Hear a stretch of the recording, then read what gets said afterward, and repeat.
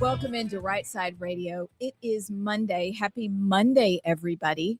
Just about 10 days before Christmas. Stop. I can't believe it. It's happening. How are y'all today? I'm Amy Beth Shaver with Allison Sinclair and JP. How are y'all? It's already been an interesting Monday. Has it? Yeah, I realized today, and I don't know if y'all can identify JP, you can't.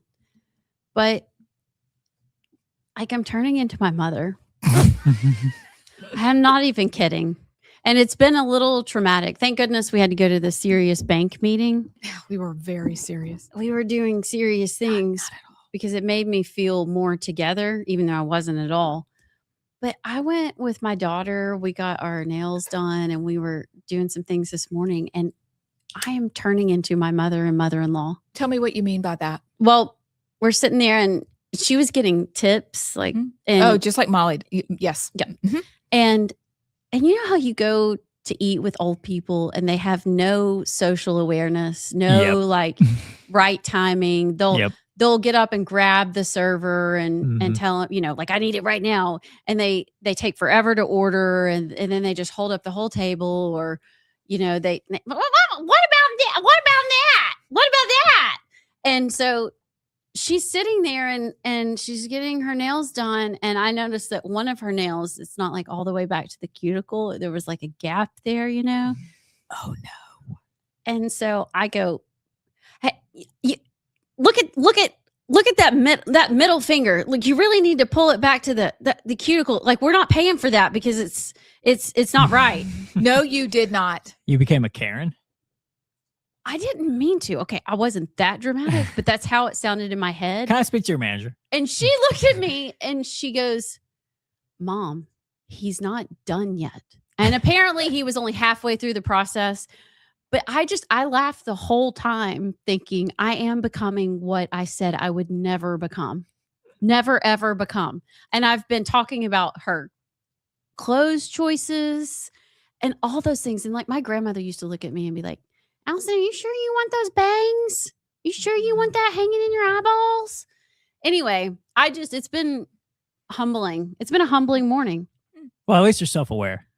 Yeah, It's I don't the know how to non-self-aware stop it ones though. that are Like, bad. how do you just keep your mouth shut? And do guys go through this? Like, do dads as they get older, do they become Chads? Or is it just the Karens evolve and take over? I don't know I don't know. I have no idea. I don't know how to stop myself. Like literally, do you need one of those rubber bands that you put on your wrist and you pop it every time you want to say something about the nails? No, you just got to have your daughter with you to say, Mom, they're not done yet. Yeah, that's something that my girls would say to me. They're not done yet. So I don't know because my kids are more, they are on each other more. So I just kind of observe. But if I do say something, they're like, uh-oh. Oh, y'all. Okay. That's hilarious, Allison. I need some accountability. Somebody's going to because I'm catching myself becoming my own worst nightmare. You're not. And I don't want to do No. Acceptance is the beginning. Okay. Now we work through it. Okay. Well, that's true. Like you have to acknowledge that you have a problem. You know what, though? I totally know what you're talking about, though, that we'll just grab the server or we'll grab somebody in a store. I did do that the other day. I'm more likely to do things when I'm by myself because my girls will be like, let's go. So one of them will want to go and we'll go out and do things. The other one, it's just busy all the time. So it's harder. So usually it's me. And if I need somebody, like the other day, I was shopping for something that I needed because I was on a deadline. I was like, they were helping somebody. They were taking too long.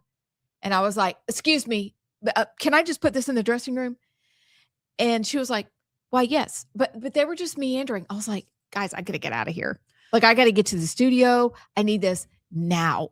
I don't think that's not anywhere in the realm that I was in. Really? Yeah. Because I felt like I was unaware and then I felt embarrassed after I did it. And I was like, oh, no, I think crap. you're good. I think that's just being efficient.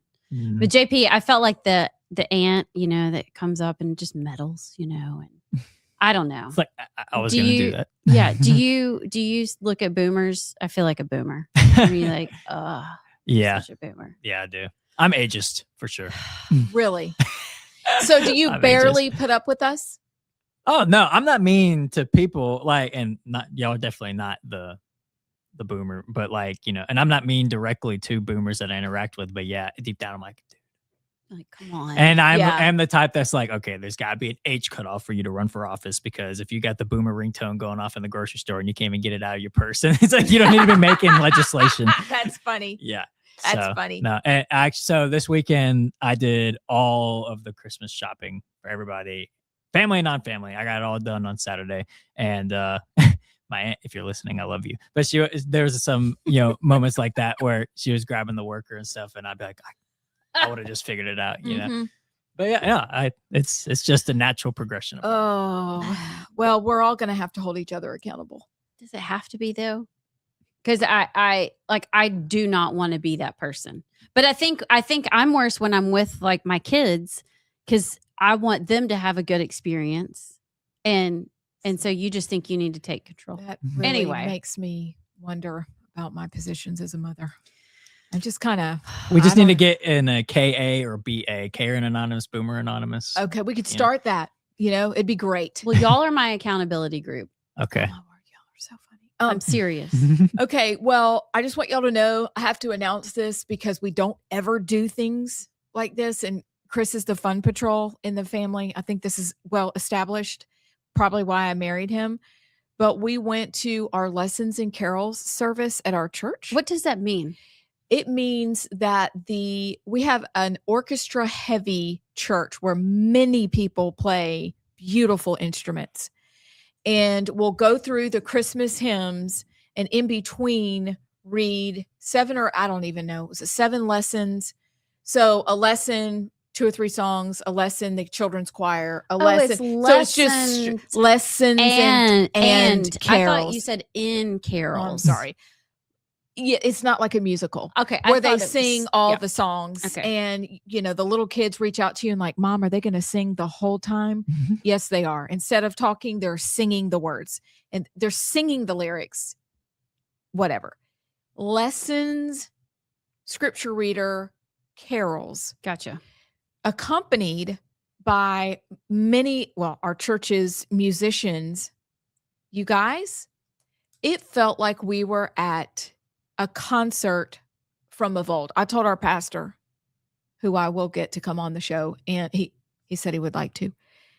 We have many things to talk about with him. I said, we need a like a concert hall for this. It was unbelievable. It was one of the most unbelievable Christmas experiences because it was a gospel through word. It was a gospel through music. The children were amazing. The little ones were just delicious. Like some of them don't know the words. It doesn't matter. They're up there singing. We're straight up old school. So it is stringed instruments, drums. I don't know what to say, but next year I'm going to tell you like 6 weeks in advance, and we're going to be the Karens that go early and save seats. They had refreshments afterward, but we needed to get home.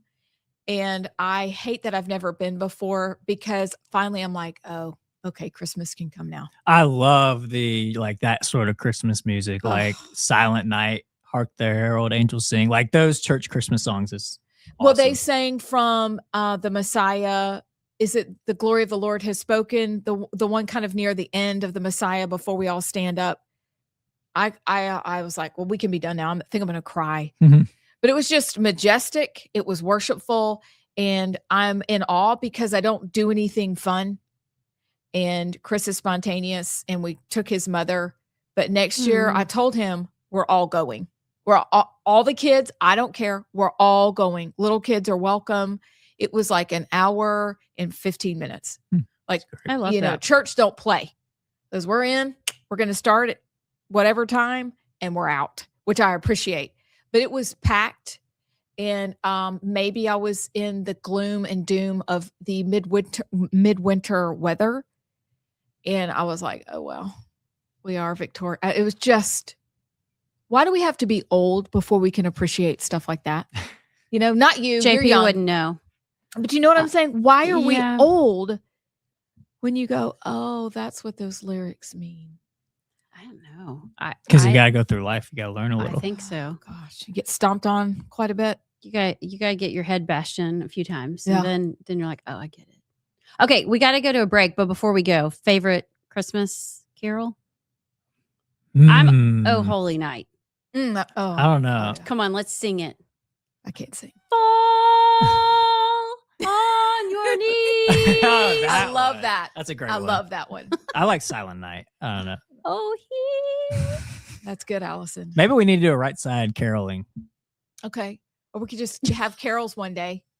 Did I tell y'all about the horses and carriage that was in our parking lot? Oh, no. You've got to tell us that when we come back. Oh my gosh. Okay, we got to take a break. On the other side, we are going to do the montage though. So you need to stick around to listen to that because you'll be out of the loop if you don't. And I'll tell you why we had 6 horses and a giant Santa carriage in our parking lot this weekend.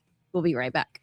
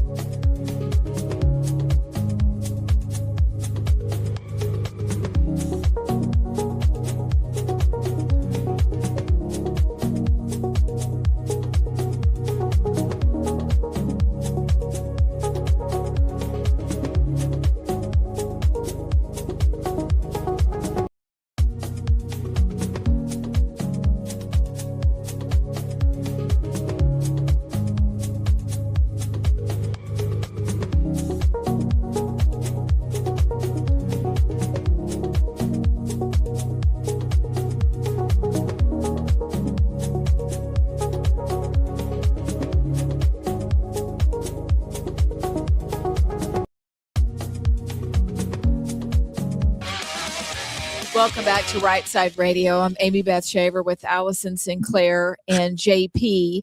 And I do have to say that my favorite is the same as Jeremy's.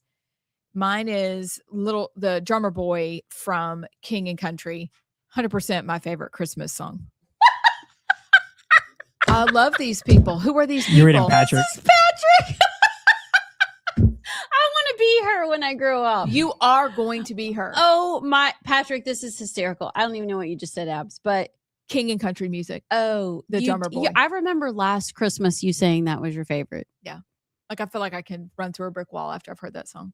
Okay, so Patrick said we just celebrated my mother's 82nd birthday on Saturday, and she was completely being the can't read the room lady y'all are talking about at the restaurant, wearing an old hoodie with a skirt and loud Christmas socks. It was embarrassing and awesome at the same time. And then he sent pictures of his mother. No. And she is Look at him. She is in look, she just don't care. I don't She give a don't be rip. current. She looks like a big ball of fun. She's got on knee-high red Christmas socks with tennis shoes and a short little blue skirt and a hoodie zip-ups. I mean, she loves life. Could we all please be like this? I need to know her name. Please. That is awesome. Yeah, what is her name? Uh, Ian. I don't know anyone named Carol. Ian. Bless you. okay. This is awesome. This Monday's just getting better and better. I'm telling you what. Brenda. Oh, that's Thank you, it. Patrick. Okay, so it's not don't be a Karen. It's I want to be Brenda. Everybody's extra funny today. This is really funny. We love you guys. Just to finish, because I know we got to get to the montage.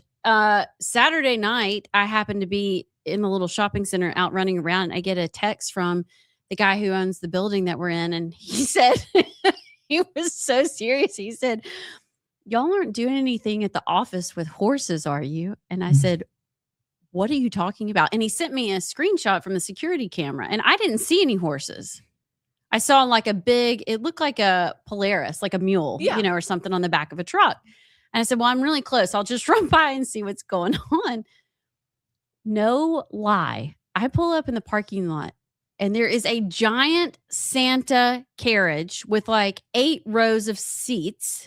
What? And 6, I swear, Clydesdale horses. Oh my gosh. Standing Why didn't you call us? in the middle. Well, I pulled up and I was like, I don't even know what to do. And there's people running around, and they're like, the horses have jingle bells all over. Like, and anyway, it turns out they needed a staging area for the neighborhood little, I guess Santa was on his way, and he was getting in the, but no lie. And actually you can see some poop out in the, Oh, that's what that was. That was right by your So car, it actually. wasn't It was. Daryl It or his wasn't- other brother, I was like, Daryl. Daryl, what have you been eating? Daryl. Like, holy crap. Leftover pizza, it seems. I'll show you all these pictures. Anyway, beautiful horses, but I thought, I was like, he's just seeing things. Nope. And Giant horses. his initial reaction was, are y'all doing stuff with horses? Yeah, like we're going to do something I with mean, horses. you You're know, right. we are those people now. We are the people that you think we should probably reach out, but that's what they expect. I bet Brenda would pull up with some horses. I to bet the Brenda office. would pull up and she'd be like, we're going to have some fun today, y'all. Blaring the Christmas music. Okay. Oh, this is so. Hold on. Rage Against the Machine, Chris. Guerrilla radio. Kirsten Mathens said that I should play Rage Against the Oh. Machine, Guerrilla Radio as the show intro. Said y'all go fight for the right side and aren't afraid to call it the establishment politicians. Oh, Okay. I don't even know what that is, but I know Rage Against the Machine. Could you maybe That play it for us sounds- in the break Perhaps. so we could hear what that sounds like? It's a gonna be good done. idea. I love that idea. I love it. Maybe our tagline could be fight, fight, fight. I think that's probably copyrighted. It's probably Dang is it. copyrighted by Trump. You know Trump. He But I trademarks do everything. like Rage Against the Machine because that's basically what we Could do. we, is that copyrighted You even though got- it's yeah. a band? for Punch sure. the machine How in the about face? Hey, how about sort of Rage Against the Machine? Sort of rage. Uh, Kind of Rage Against the Machine. Safely Rage 6-7 No. against the machine. I love the word rage. Let's figure out how to work that in. That's very Brenda You know? and Karenish. The machine will be raged upon.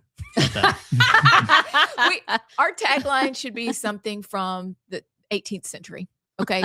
So Thou machine will be raised upon dutifully. Dutifully. Would you enjoy a joust? Must we fight? I'll meet you outside. I'll chop your block off. Scott Beeson, what was he? He would always call for jousting. Jousting. Or we'll have- Dueling. Dueling. Let's duel. We'll have a duel. We got to bring back dueling. Well, Men Let's used to bring back. duel. Oh, men used to duel. Like the world was a better place when we think about it. Even in the church, it's from I guess 1800s ish. One of our pastors talked to us about it. This is years ago. Told a story about men from the past. If a man put his hands on his wife or he treated his family badly, they told him they'd meet him out back to handle it. I want those dudes. Like we're married to those dudes. You're that dude. Your dad's that dude. Our listeners are those dudes, but we need more of them to go, well, handle it. That's what we need. Instead of dueling, because that ends badly usually, we probably need to throw hands more often on bad guys. Amen. I have news. You do? Yeah, we did not get to the montage. We did not. We'll have to go on the other side. Oh, well. We had the best intentions, y'all. They just couldn't do it. So, on the other side, we will do the montage. We'll be back.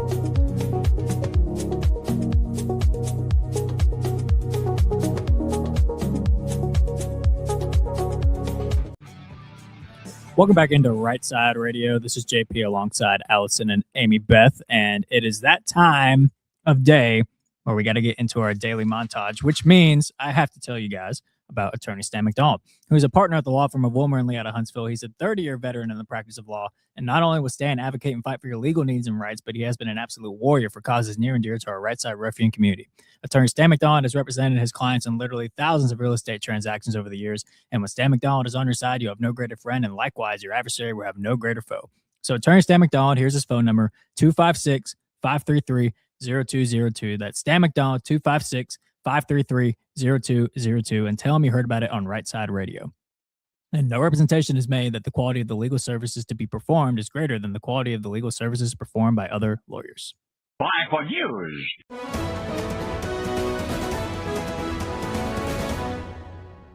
Director General of Asia has warned about a range of threats, be it anti-Semitism, the rise of right-wing extremist groups as well.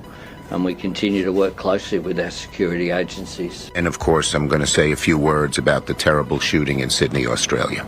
Okay? So, and first, of course, as I always say, no matter what, go Bills. They beat the Patriots today. It's a big deal.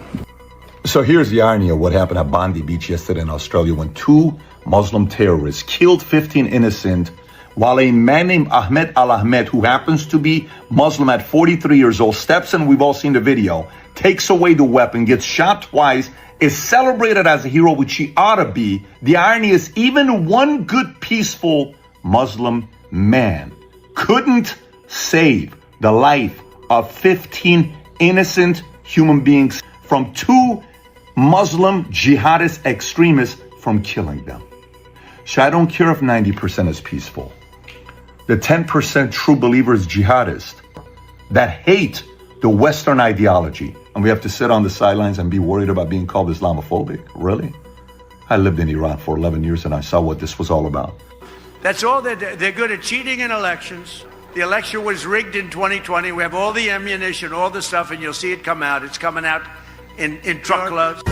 Fox News alert, a BLM executive indicted for embezzling millions in donations and spending it on vacation, shopping, houses. Authorities say over a 5-year period, 52-year-old Tashella Sharia Moore Dickerson, just like the song, the executive director of Black Lives Matter OKC, diverted more than $3 million in returned bail checks right into her very own bank account. Well, but what a surprise, said no one ever. Bail checks? That's a banger.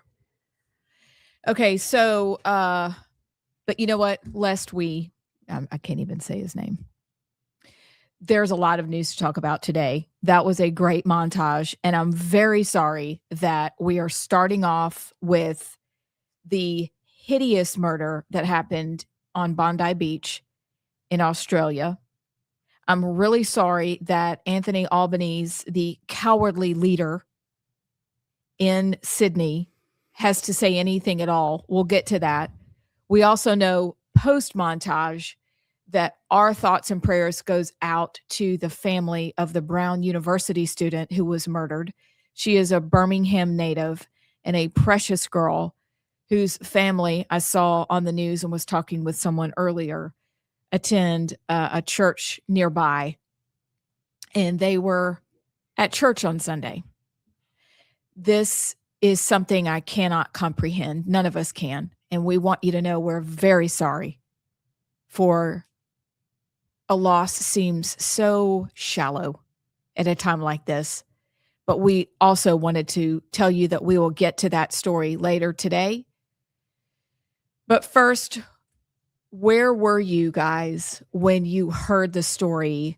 Because both were basically happening at the same time. What, were 17 hours apart from Sydney? Where were you when you heard about the Bondi Beach shooting? I think I actually saw the video and stuff after church on Sunday when I got home, and the videos are awful because that guy was a the videos I've seen, and I think I've actually seen confirmed, I'll have to double check, that this guy, they actually tracked him. He was at a ISIS training facility in Syria not too long ago, but you saw how he was working a bolt action, and he was a trained shooter. He knew what he was doing. But also, I saw the video. One of the first ones I saw was the guy disarming one of the shooters. What a heroic action. But there's also a thread to pull on it when people said, well, why didn't he shoot the guy? Because if you've seen the video, he disarmed him, he took the gun from him, and then he pointed at him and he let the guy walk away. And somebody who actually lived in Australia, I don't know who it is, but he retweeted it and said, you Americans, you have no idea. That guy genuinely was probably scared of being charged and arrested in Australia with the gun laws if he were to take out this guy. That very well could be the case, that's how bad it is in Australia. But the videos are just give you that pit in your stomach, but it gave the vibe of, okay, these were two guys who knew what they were doing, and it has been confirmed that they were Muslim and obviously targeted the Hanukkah celebration. But it's so twisted and sad because of, and I'm sure we're gonna get into it more and more, of how far Australia has let it get to that point. And it's like what the leader said about right-wing extremism. He didn't call it Muslim terrorism. So anyways, yeah, I saw the videos after church, and it's just one of those scary, awful feelings. I don't remember where I was, but I remember watching the videos, and one of the first ones that came out, it was obviously somebody that was in an apartment or a hotel that was videoing out the window, and I'm like, this is going on forever. Can we step through, kind of piece it together, what happened? So they're on the beach having a Hanukkah celebration. Yes. And it was a father and a son, correct? Correct. Okay. Father and son, Muslim, I guess they lived in Australia. They were citizens, or they're immigrated there. Yeah. And they start opening fire, and they're up on like a stair landing. So they have a high vantage point. You can see him point and aim. It's not a machine gun where you're just spraying. I mean, he was very well trained.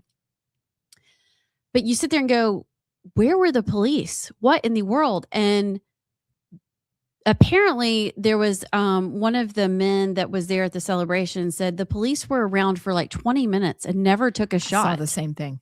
Nothing. Never took a shot. So I don't understand that. And then the other thought, everybody's thought is, we can never surrender our guns. Never, ever, ever. Also, in a place that doesn't have guns and they're not allowed, it's funny that they managed to get their guns in.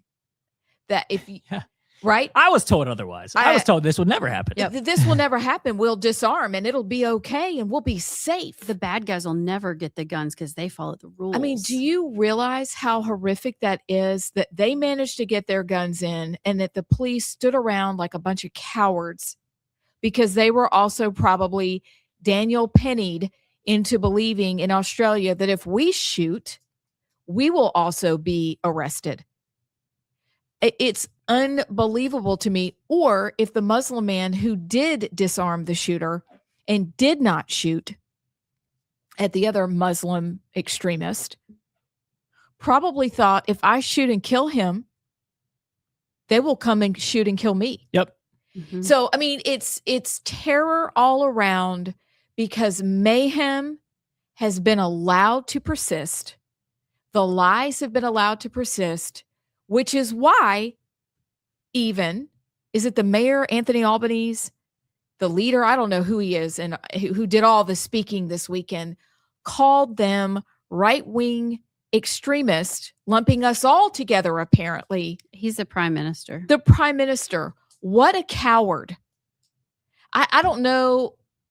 I need to look up synonyms for coward because I need a big word for him. Wait, so he was saying the Muslims are right-wing. He wouldn't even call them Muslims. I know, but he was insinuating that they were part of the right-wing extremists, or was he just like dark white? Was he just making stuff up? No, what he was saying was we've been on the alert before this of certain attacks and certain attacks from, you know, right wing extremism. So he was doing a drive by about how the right wing, they're a problem. So we were on the lookout for attacks anyways. You know, he was calling out the right wing, saying like, well, okay. we They're were the real prepared. problem. We were prepared for the Right. right wing extremists, you know. So yeah, they can't even call a spade in that moment. They still got a virtue signal. And Patrick Bet-David, he nailed it because he's somebody who, like you said, he lived in Iran. He's I don't know if he grew up Muslim, but he grew up in a Muslim country. And he even said 90% are peaceful. If you want to say that claim, even the 90% peaceful can't protect everybody from the 10% who actually go by the Muslim beliefs and are jihadists. Like, and I've seen some people say, you know, well, the guy who disarmed him was Muslim. So all Muslims, somebody who lived in Iran, like Patrick Bet-David, is even telling you, yeah, even the good Muslims, whatever you want to say, they can't protect you from the jihadists that you let into the nation. And that's the indictment, and that's the story, is the wide open borders and the letting everybody in has allowed people like that to come in and do that. But then also, while letting in the enemy, you disarm your native citizens so they can't even defend themselves. And then the police are so incompetent, you can't. It's just a recipe for a disaster, and that's the story. And they're trying to do that to America, and we can't let that happen. Was it last year that a pastor was speaking and was shot at or stabbed? Was it Ari during service? Yes. I seem Orthodox to remember preacher. that. Okay. So, I mean, you're exactly right. We can't allow that to happen here.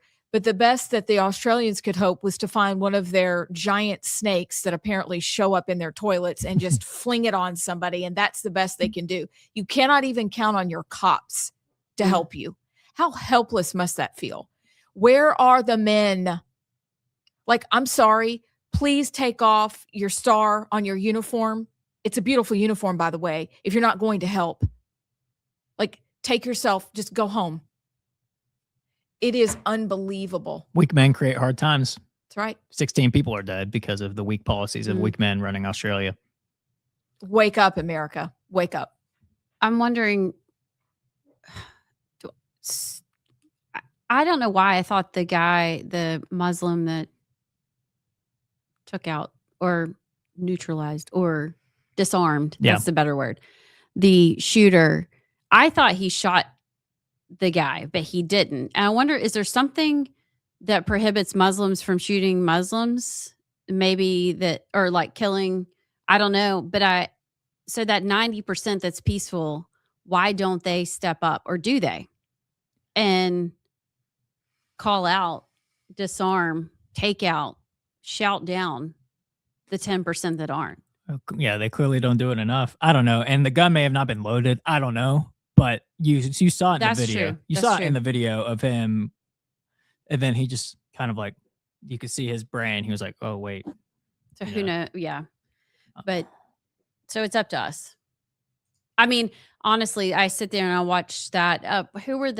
Where did the shooting, the service members that were killed too? We didn't talk about Syria. that. Syria. In Syria. ISIS too. So Yep. there's an ISIS thread to pull on this, because if these guys were also ISIS related after they just did what they did in Syria. Yeah. How about when we come back, there's another little ISIS piece that you may have heard about that goes with Australia that will dovetail beautifully into the other horrific Syrian story. Because when I heard this, I about fell on the floor. Yeah. I don't even know what that is. You won't I'm believe excited it. to hear.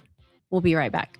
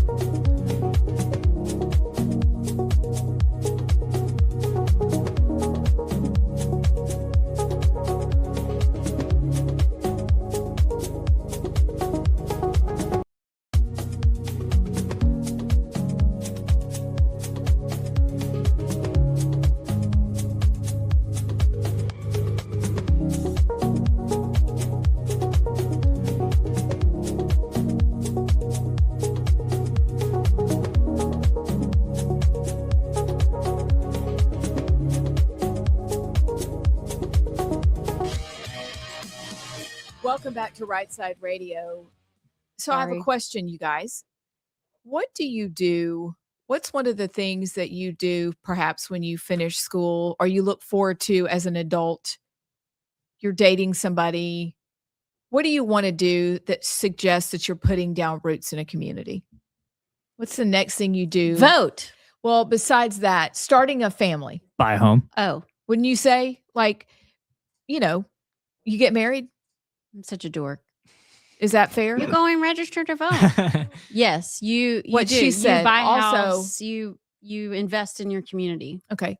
So if I told you that Australia has a little tiny tidbit that I found out about this weekend, leaked documents revealed by Sky News Aussie shows Tony Burke, whoever this is, told a private meeting of Home Affairs officials there would be no blockages to the return of ISIS brides to Australia. Oh, I did see that. God, we're such idiots. So I have it, but it's a 5-minute long story. You guys, I don't know if that's happening here, but it is most certainly happening there. And they allowed it, which means that if they allowed it, they have no intention of kicking those people out. If you're allowing them to send wives over for them and they're putting down roots and forming families and, I don't know, terror cells, who knows? No peaceful Muslim, and by the very nature of Islam, it is political and peaceful as long as it suits their ends until it doesn't. And we never know when that is. Oh, wait, yes, we do. It happened this weekend. And they're letting them send brides to Australia? Are you kidding me? So something to be on the lookout for in America, because again, oh, that wouldn't happen here. Really? Do we trust anybody anymore when it comes to immigration? Yes, we trust Trump and what he's done. But has anybody looked into that in the past administration with the millions of people they let flow over the borders? I'm just putting this out there. I'm just asking questions. Just asking That's questions. all. I'm asking. Does that seem odd? But you look at their major movement to normalize pedophilia, minor attracted persons, and all this weird stuff. And you wonder if that has to do with any of this influence of normalizing all this, because we are becoming very, very non-Western very quickly. I think that's what's terrifying is, and really sad. The Western world is the most free. There's a great clip that I have. Oh, I want to play. There's so many things, JB. Maybe we'll get to them. But you don't become the greatest nation in the world by doing things the way everybody else has. And there's a reason why in 250 years we became absolutely great and just dominated. It's because we were given freedom. We were given the landscape to be able to dream and build things and do great things. And now that is just all being stifled. We're all trying to become one. We can't have anybody that stands out. We can't be exceptional.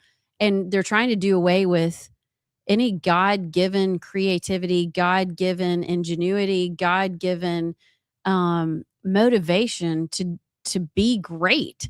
And whatever this Muslim, Eastern, oppressive, socialist government that they're trying to create will be the most depressed. Think Hunger Games, like the 12th district kind of stuff. That's exactly what's coming.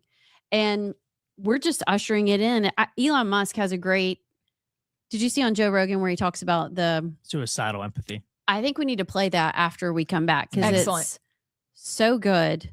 And I think it's worth listening to. We're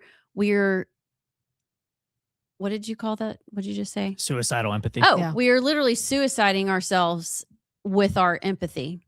Into oblivion. Into oblivion. I think tacking on to what you're saying, we went from being a nation of equals, knowing that we could earn our way to what we had. But this is what equity looks like. Equity is going to kill us all. We're not all the same, and that's okay. Yep. No, you're right. Maybe we need to have the discussion of the difference between equality and equity. think we do. It's a good one. We'll be back.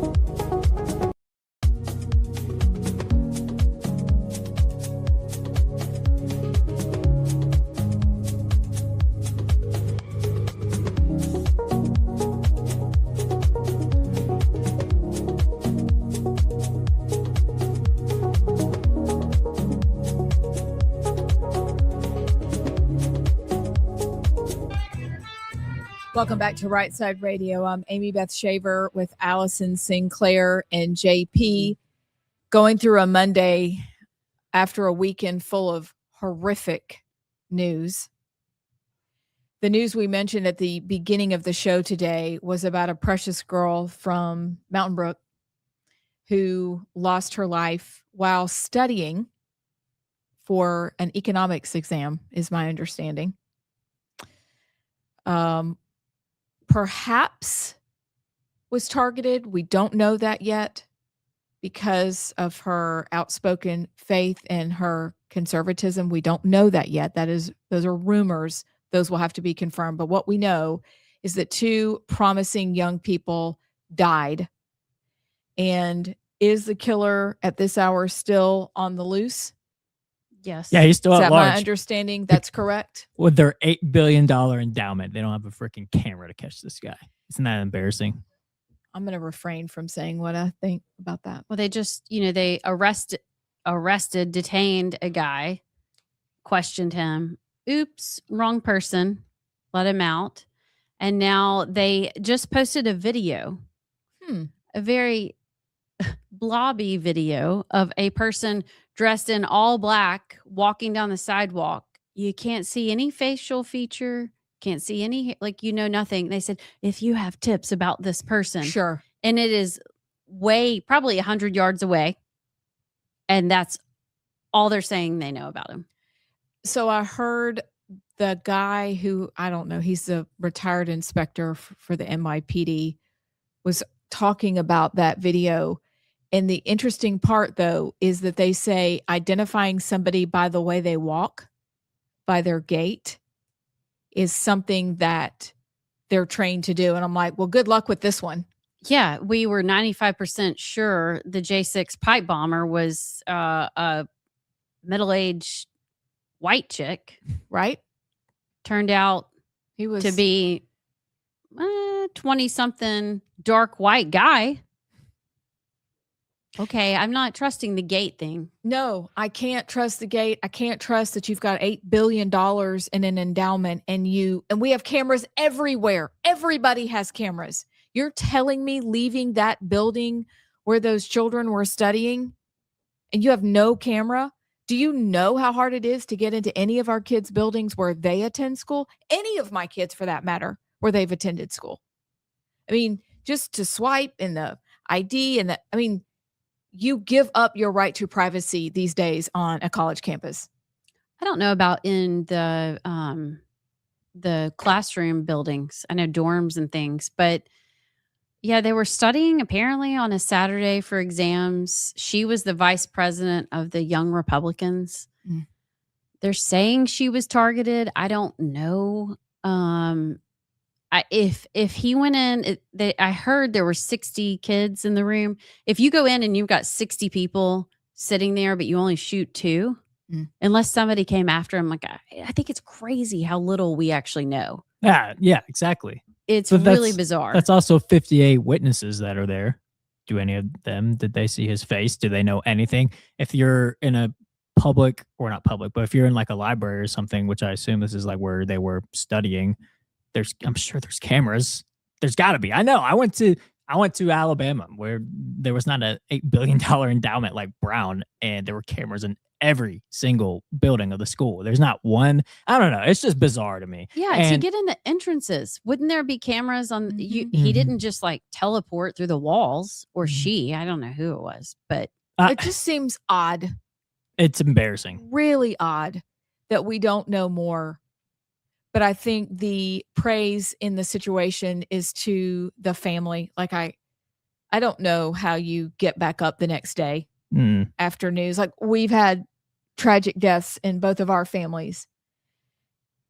But to have a child murdered, I don't know how you put one foot in front of the other. Yeah, they went to church. They were there. Is that the only reason we found out? Because I don't know the name of the other. Yeah, victim. the church in Birmingham. If y'all know the church's name, Cathedral of the Advent. They're the ones who were able to say it was her. Even the school, they can't ID. Like I don't know.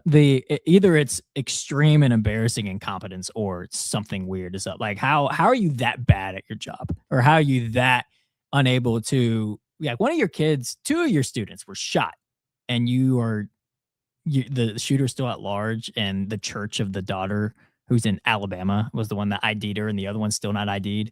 Guys, what are we doing? Like, Well, they may be ID'd. They haven't released it yet, but it's just the incompetence is amazing. It's astounding to me from Brown University.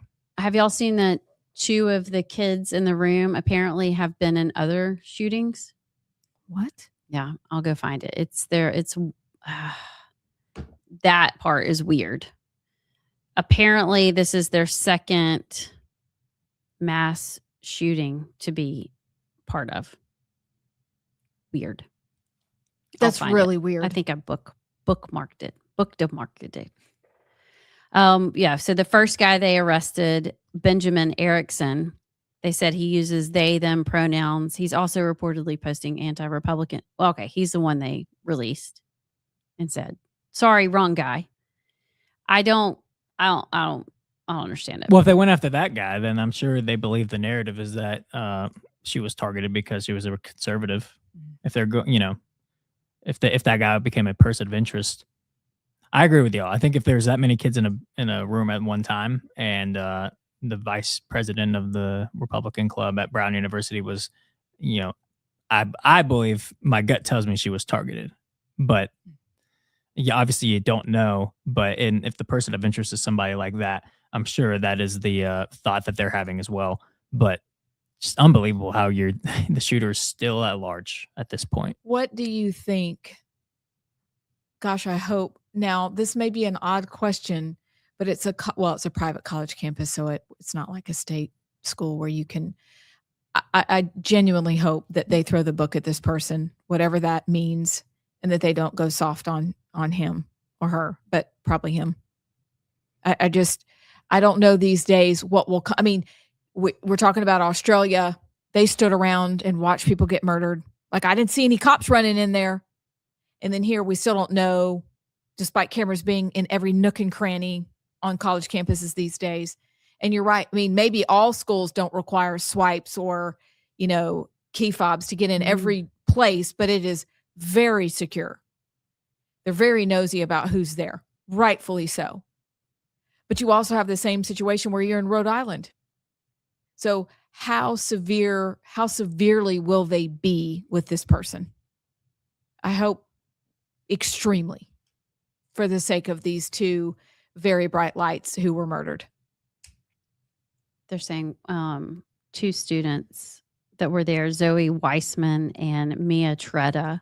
One was in Parkland and which Parkland was a while ago, right? So I don't even know if this is true, but that's kind of weird too. Like, what are the odds? It's really weird. I guess you can get struck by lightning twice, but it's rare. It's rare.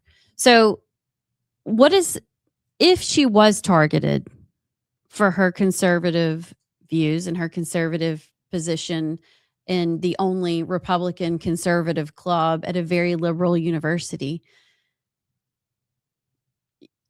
you look at what happened with Charlie Kirk and with Trump and with some of these other things going on. How are we still the fascist radicals threats to democracy when they're literally out there killing people? Well, Elon has a great quote of they don't call you, or they don't kill you because you're Nazis. They call you Nazis so they can kill you. Mm-hmm. That's the projection. Mm-hmm. They want to make it okay to kill you, and they want to give a reason to kill you, but it's demonic, it's spiritual. But yeah, I mean, it is projection. Is that the psyop? The psyop is, if we say it enough, people will believe it. I think so. Yeah. I think if you call somebody a Nazi enough, then you'd be willing to kill a Nazi to save America, wouldn't you? But think about it. They've been doing this for 100 years. It's just, that's what communism does. That's what Alinsky's rules for radical teach. That's what they do, but they're not hiding it anymore. That's what makes it a little more jarring. Back then, they got away with it because people believed that we were a perfect nation and we would never do anything to any of our neighbors and we would never do anything to our people ever. And one of the tactics, though, for the communists, and I mean communists specifically, is that they name it, claim it about people. Oh, that's just a fascist. Well, that means that you got too close to whatever they were doing or whatever they wanted you to think. Subterfuge is their game, and we fall for it every time. So I agree. They do it so they can kill you, but they're listening to us so that they can diagnose us. They don't deal in facts like you and I do. They don't deal with rational arguments. They don't care about that. They deal in envy and in arrogance, and they live as if they can do whatever they want because, again, your worldview matters. If you're a Darwin person and you think that the survival of the fittest is a real thing, you can ends justify the means. You do what you want. You are your own God. So you can handle things the way that you want. You're accountable to no one. And when you are, you're a fascist. You're a Marxist. You're a bigot and a homophobe. This is so tired. So if you're part of the group of people who do those kind of things, how about we just wake up and say, I'm not going to be a part of that anymore? It's that simple. But you're exactly right. Why is it always their side? And when we do anything close to it, they call us out. And if we call them out, we're the crazies. That's what communists do. Mm-hmm. Agreed. It reminds me of closer to home when we were going through all the library stuff and all the books in the schools and just wanting them to move the 4-year-old caricature cartoon porn, to the adult section. And they called us all book burners. Yep. You're book banners, you're book burner, you're Nazi fascist. The Nazis controlled information.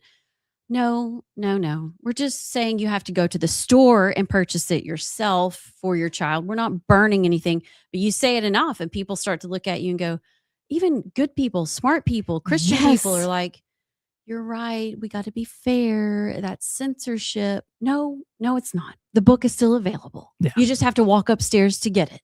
It's crazy. But again, like the guy said last week, military psyops, these are what you look out for. One is everybody saying everything in unison.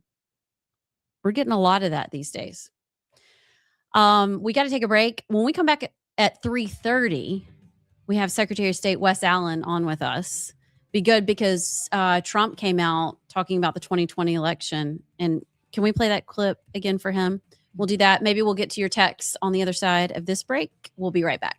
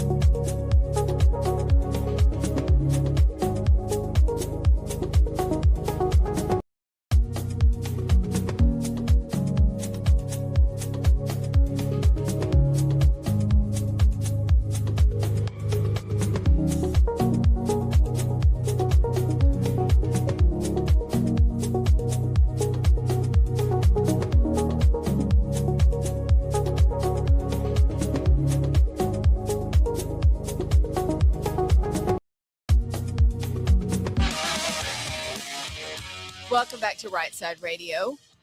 Heading to your text, I'm Amy Beth with Allison and JP. At 3:30, we have Wes Allen, and there's a lot to talk about with him.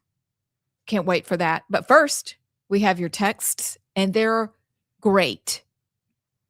So who first on the text? By the way, 833-687-4448 is the text line number. If y'all want to text in, let us know your thoughts. Adam from Athens, we were talking about throwing hands. He said, I used to be all about throwing hands when I was younger. Now I have to remind my wife when she picks a fight with the biggest guy around. I've gotten too old and I'll have to shoot him. So he's married to a Brenda A or Brenda. a Karen. Yeah, or Karen, yeah. Okay. I don't know. I can't put Brenda and Karen in the same sentence because Brenda seems way cooler and like Way really more fun. fun. If you can just sit back and appreciate her, then I bet she's a blast. Oh, I'm sure. But Adam, sometimes, I'm getting a little tackier the older I get, and it must be difficult as a husband. I feel like guys mellow out as they get older and women just lose it more and more. I need to know what my children think based on what you just said. I'll ask them. I think that's true. What you said. Think that's true? Yeah, I think it's true. Let me ask the good sir. Okay, send a text. I'm gonna ask the good sir if he thinks it's his lady is mellowing out. He probably will laugh out loud. No. He's supposed to mellow out. You're supposed to get crazier. I think that's true. Yeah. By the way, Jeff from Indiana said, I guess if they call you Nazis when you want to ban books, then it applies the same to them when they want to ban guns, because that's what the Nazis did, is take your guns. Sweet. Exactly. You're yeah. right. But that's called saving democracy. Yes, exactly. And then you'll never have gun crime ever, except when, Muslim terrorists get guns in Australia and then kill everybody who doesn't have guns to protect themselves. Sure. What cities have the highest rate of murders and gun violence? Yeah. Oh, the ones that have banned the guns. I don't understand. Why is that so? It's not hard to understand. If you're breaking into someone and you know they're a law-abiding citizen, they're not going to have a gun. No, but you know what's so delightful, Allison, is in our children's textbooks, because of Common Core, they rewrote the framing of who gets to have guns. What do you Do you remember that? No. They have framed it as, I'll go find it. They reframed who should and should not have guns. It's not at all factually correct. Who should have guns? Because the police at this point shouldn't even have guns, according to them. I got to find my Common Core reading, and Common and it's Core been is a for joke. it is such a joke. It's a shameful joke that we even still have to say those two words. Oh, but we don't have it in Alabama. Stop lying. Like, stop it. But they reframed when they were talking about the right to bear arms. Oh. They reframed who could have a gun. So we do have kids coming through our school systems these days that believe that, only the military, only people. It's ridiculous. I'll go find it during the break because we need to talk about it in the 4:00 hour. But they did reframe it. So again, what we study in the classroom matters because it affects our children's minds who come out and think, no, we shouldn't have guns. It's not called Common Core, Abs. We don't have that. It's called Core Common. Yeah. Did they actually Jeez. change the name? Get it together. No, but it's like that. Yeah, they did. What is it called? They call it, it's not Common Core, even though it's stamped on all their textbooks, the ones that you can still get your hand on. It's Alabama standards or some such. It's Alabama. So I'll look it up, but it's basically they just dumb as ever. The exact same material, exactly, lessons, everything. Because we all have to get ready for the ACT and SAT, and how are they going to get ready if they don't know the material? How about be smarter than the material? Then whatever you throw at them will be fine. Yeah, our kids are getting dumber. They are. There's really no way around it. We took phonics out. We took cursive out. We took, what else? Basic math and memorization. I can remember lining up in the hallways in Miss Scarborough's class in 5th grade. And I had to sit across from Jimmy Van Fleet, who was the smartest kid, like probably Mensa. And we had to do our times tables, and I was terrified. But dang it, I learned them. Yes, you did. There was no add the boxes and carry the fluffy. Bless my dad for teaching me all those things. You just had to know it, or you were a loser in the hall. Yep. All right, we'll be back on the other side with Secretary of State Wes Allen. Don't go anywhere.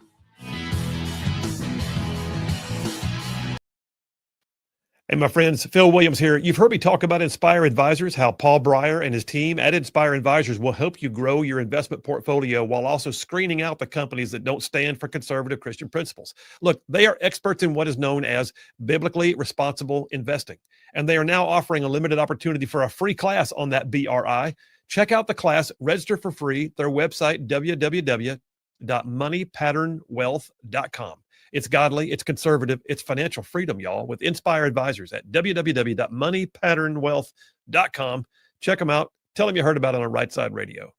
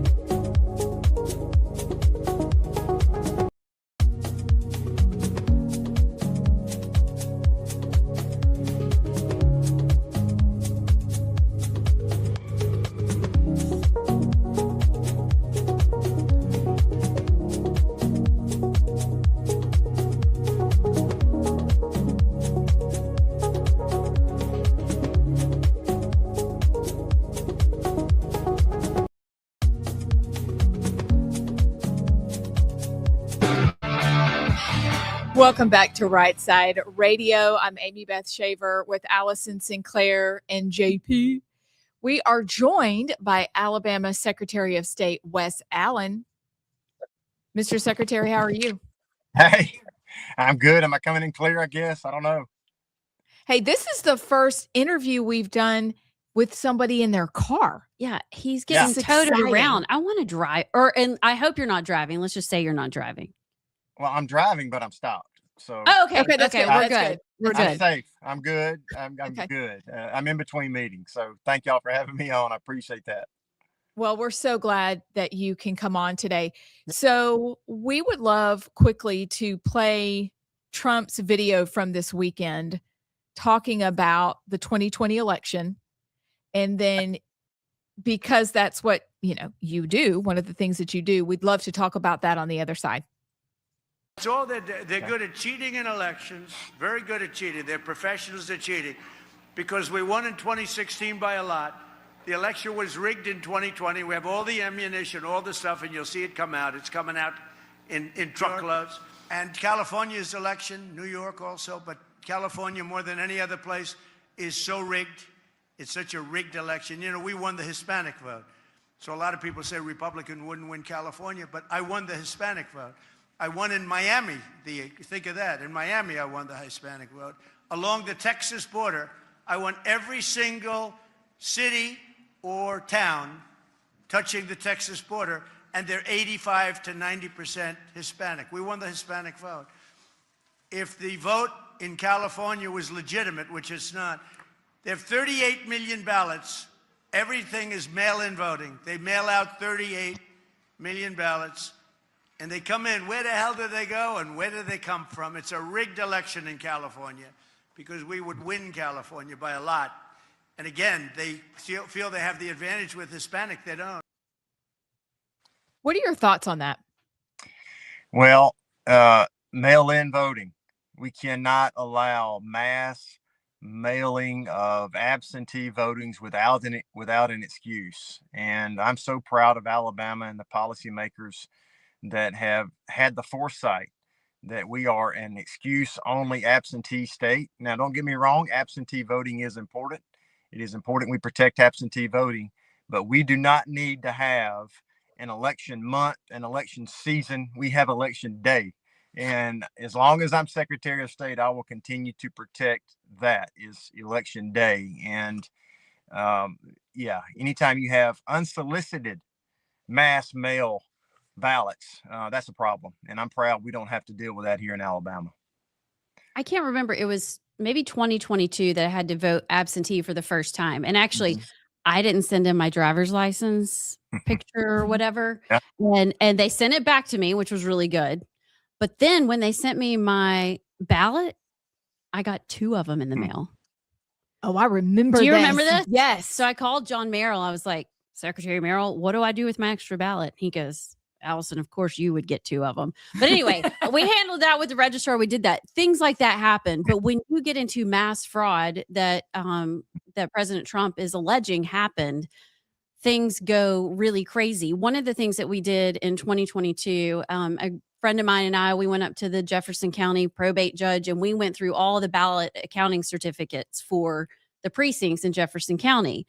And we just kind of checks and balances, what goes in should come out, everything should match. One of the precincts that we found, in the notes on the little ballot accounting certificate said, we had 150 more votes than ballots. Don't know why. And they certified that election.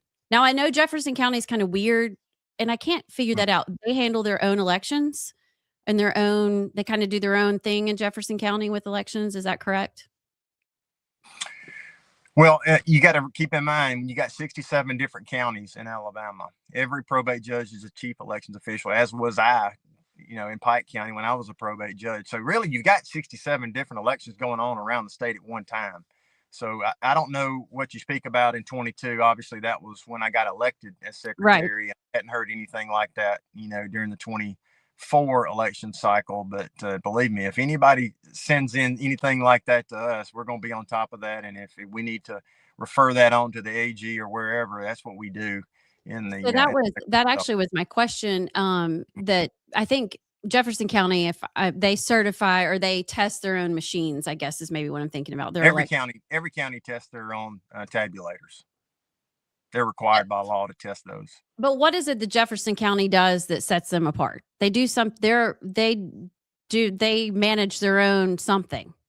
Anyway, Yeah. that actually wasn't my question. My question was how do you, I think it's a poll watcher kind of education, just educating poll watchers. What has your office done to make sure that things like that haven't happened? You said you didn't have any reports of that in 2024. So how have y'all kind of upgraded the standard on what happens with poll watchers and how you teach them?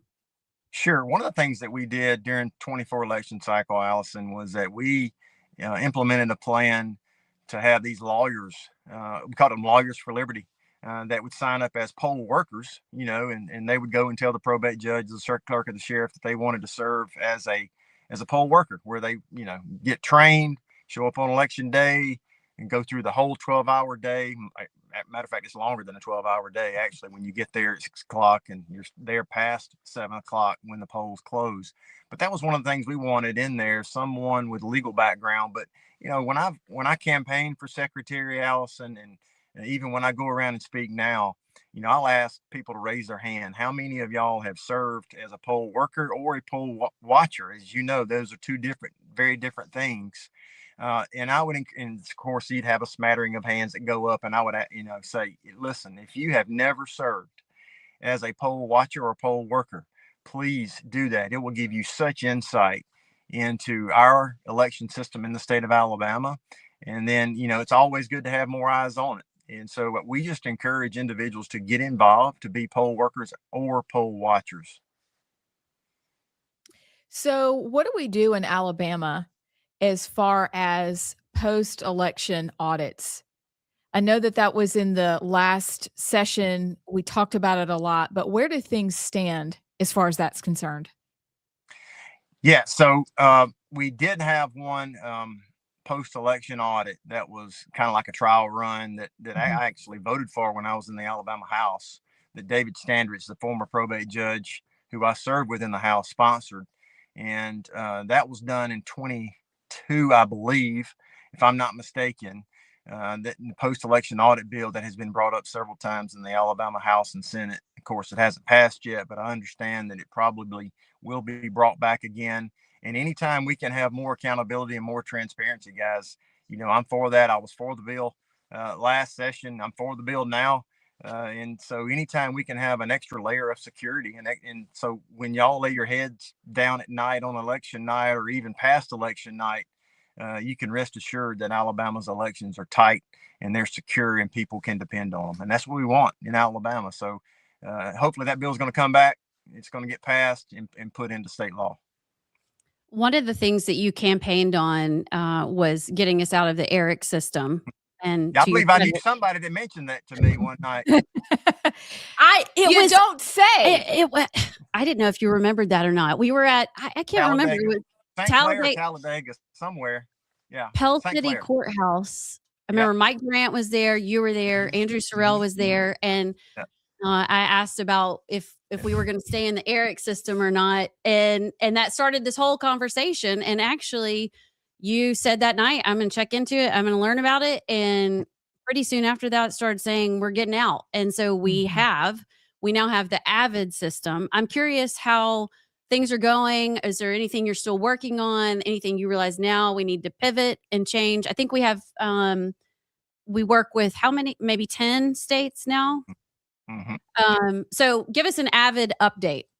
Sure. So we have signed memorandums of understanding with 10 states. That means we exchange on a bilateral agreement. So Tennessee, Georgia, Florida, Mississippi, Louisiana, Arkansas, Ohio, Virginia. So we're working those lists. We found over 50,000 individuals so far that have registered in another state.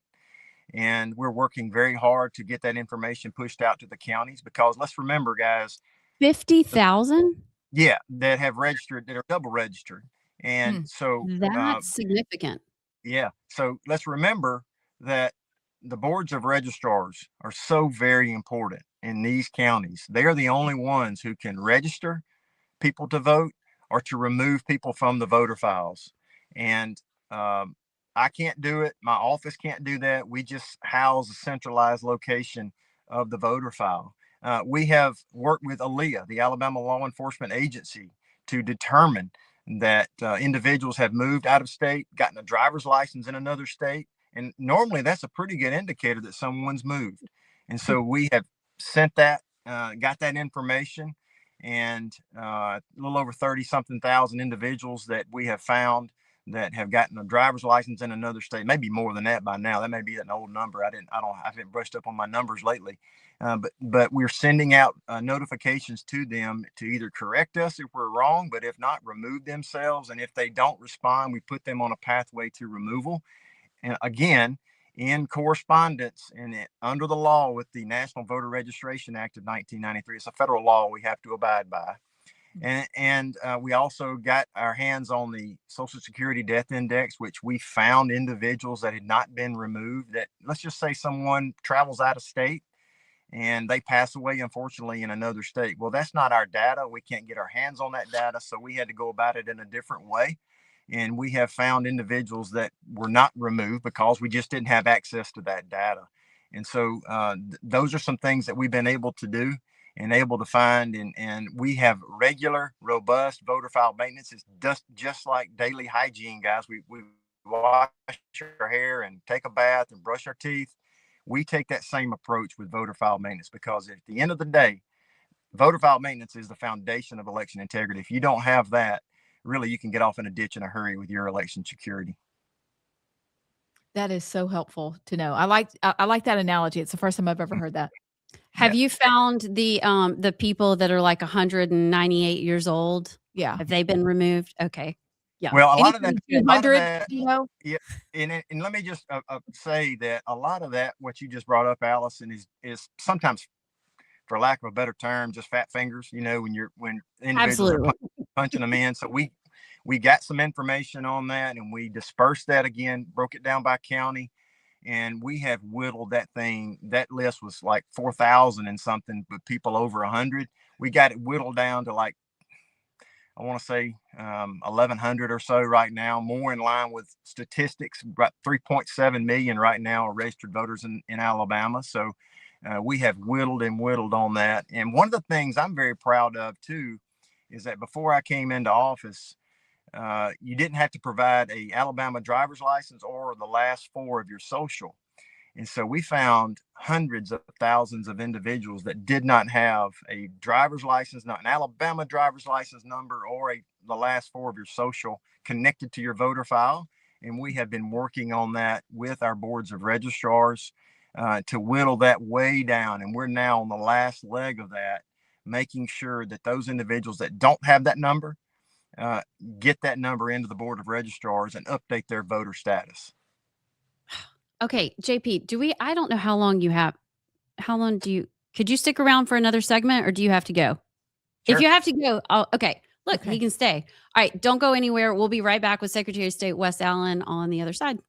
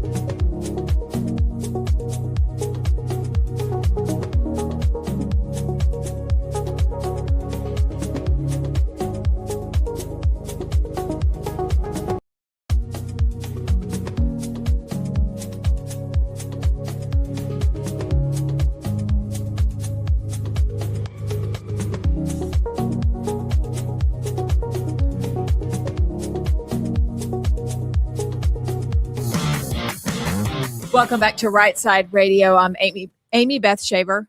See, I'm choked up about just saying Rightside Radio. So emotional. So dramatic. I'm Amy Beth Shaver with Allison Sinclair and JP. We are finishing our conversation with Secretary of State Wes Allen. And Mr. Secretary, So serious. Wes it's very is fine. serious. Wes Okay, is fine. Wes, look, hey, my husband's people are from Pike County, so we'll have another conversation about that another day. Awesome. But I'm not going to say it on the air, but anyway, that's super fun. Okay, but as Allison and I are new business owners, and we've heard about the business privilege tax and all the delightful little taxes that we have to pay, but we wanted to talk to you about that for a moment, because anytime we have to do anything, Allison Sinclair. Yeah, like why is it $100 if I misspell my name? And I did hear that maybe your office isn't funded fully, and so a lot of these, it's $100 if you need to change a board member, it's $100 if you need to change your address, it's $100 if you need to close the business. I'm actually putting off closing one right now because I don't want to pay the $100, which maybe you need it. So convince me why those dues and fees are needed, and then also the voter rolls. Is any talk about not having to pay $40,000 for the voter rolls? Oh yeah. All right. Okay, let's take that one at a time. Okay, so first, the fees. We are not in the Secretary's office funded by the general fund, so we're not in the general fund at all. Okay. So the only way we operate as an office, as an agency, is through the fees primarily that come through the business entities division. And I do understand your frustration with that, but I do think it's important that when you call and when you hit a stump in the road and when you get frustrated and you need to talk to somebody on the telephone, you talk to a live human being. And we've got 38 team members in our agency. I still think it's important to talk to somebody. I know AI has a place, I guess, or these little chat bots or whatever, but it's important to talk to people. And if we were to, cut most of those fees, a lot of those personnel would go away, and then you'd have to go into the general fund to make that up, so to grow government. So I think there's a valid case to keep those fees where they are, but I do think that there are ways that we can cut, and one of which we have done. Guys, we have cut red tape, and we have cut fees.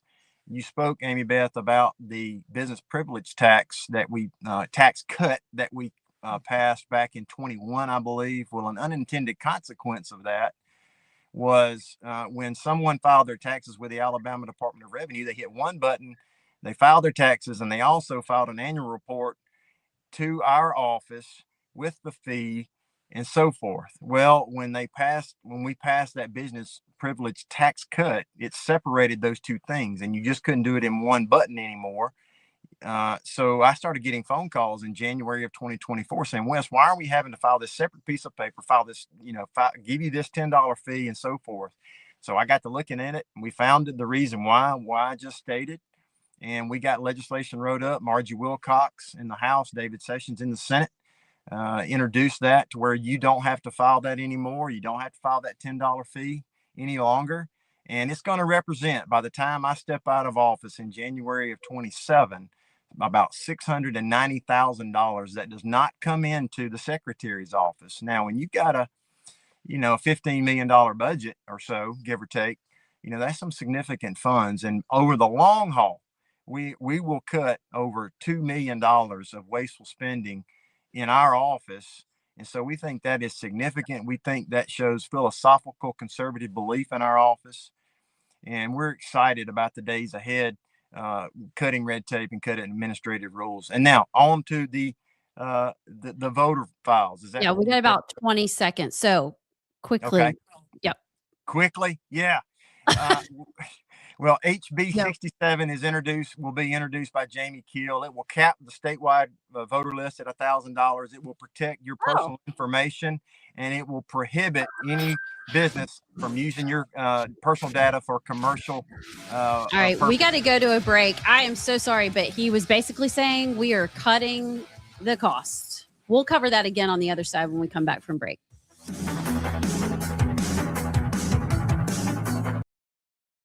Hey, my friends, Phil Williams here. You've heard me talk about Inspire Advisors, how Paul Breyer and his team at Inspire Advisors will help you grow your investment portfolio while also screening out the companies that don't stand for conservative Christian principles. Look, they are experts in what is known as biblically responsible investing, and they are now offering a limited opportunity for a free class on that BRI.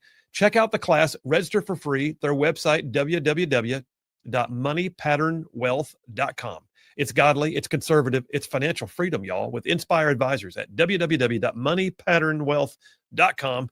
Check them out. Tell them you heard about it on Rightside Radio.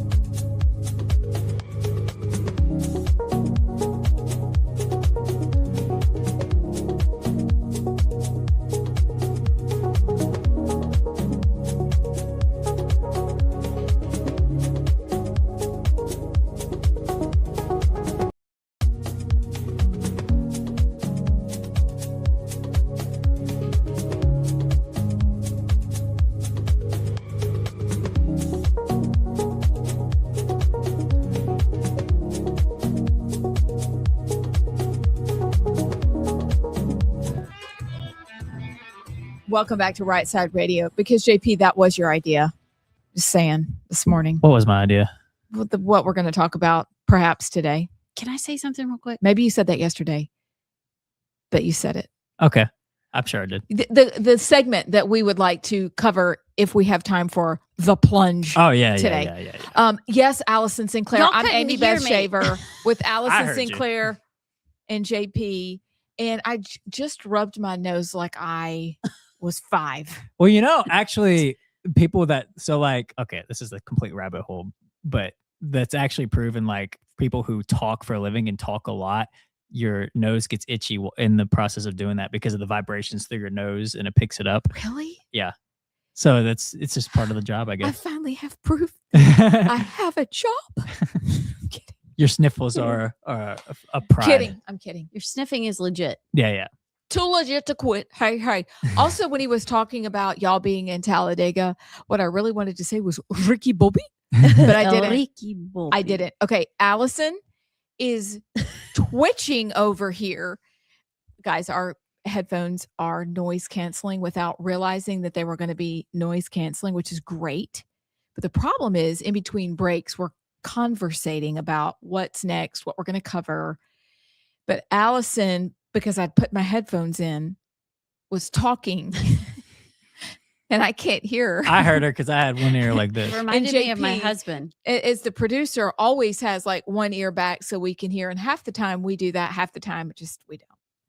She was twitching, but I know what she wants to do because I know her. And she wants to follow up and circle back to tell everybody the good news about what Wes Allen was saying about the voter rolls. Because as somebody who had to pay for my voter roll when I ran for Yes. office, I did make the runoff, by the way. It's very expensive. That's what I'll say. Allison, would you tell the good people of Alabama what the good news was that Wes Allen talked and about? he was just getting to the good news and then got cut off by the hard break, and our little clock was off by like 3 minutes. So I was We way just behind. noticed. But Sorry. anyway, what he was saying, I think, and I haven't looked into it, but I'm going to cut through the music that was playing. And I think what he was saying was that Representative Jamie Keel has a bill that has been pre-filed, or is going to be pre-filed, that would cap the voter roll cost at $1,000. Right now, it is a penny per voter. So if you are just a citizen of Alabama and you want to do your own voter roll audit, or have it for a campaign, or have it for something, which is public, anybody can get it, you have to pay $40,000. That's a lot of money. Some states give it away for free. So I don't know what we're doing wrong here, but we are like one of 2 states that has that expensive. And so that's what I was asking him, if they had looked into reducing that. And so apparently there is a bill that will cap it at $1,000, which would be huge.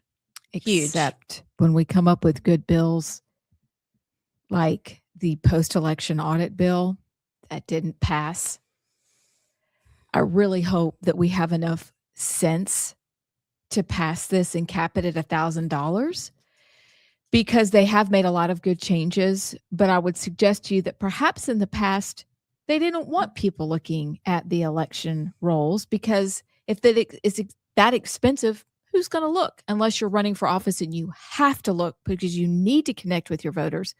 So I hope that this passes, because it's a phenomenal change. Am I wrong? No, you're absolutely right. And you're just taking the steam out of my engine. Dang it. I'm sorry. I didn't mean to do that. No, I was so Ricky excited. Bobby. But now I'm thinking, you know what? You're probably right. It's probably all smoke and mirrors. And even though Wes Allen and Jamie Keel may want it to pass with flying colors, our fake Republican supermajority will kill it, and we won't get anywhere. But you know what? The good news is, if it actually gets out of committee, which will tell us a lot if it doesn't, but if it actually gets out of committee and goes to the floor for a vote, then we will know who hates us and who doesn't. That is a challenge we will be watching. Also, Wes Allen said that they enshrined the AVID system into state law.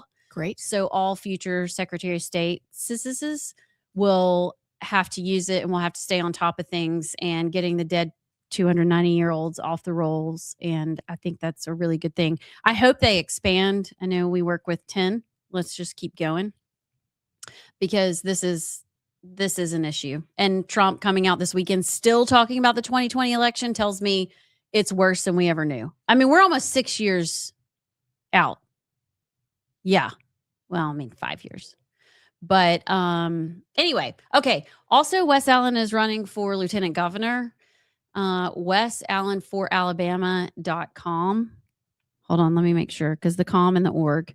Yeah, Wes Allen for Alabama.com if you want to hear more about his platform for lieutenant governor, or donate, or whatever you want to do. That's delightful. Okay, I'm done. Whatever y'all want to do the rest of the show, it's yours. Well, it's okay. It actually dovetailed nicely. We've talked about election rigging a lot.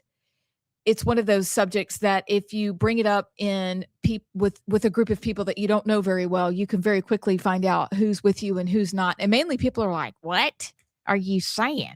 Are you one of them crazy folks that thinks that election was stolen? Fascist.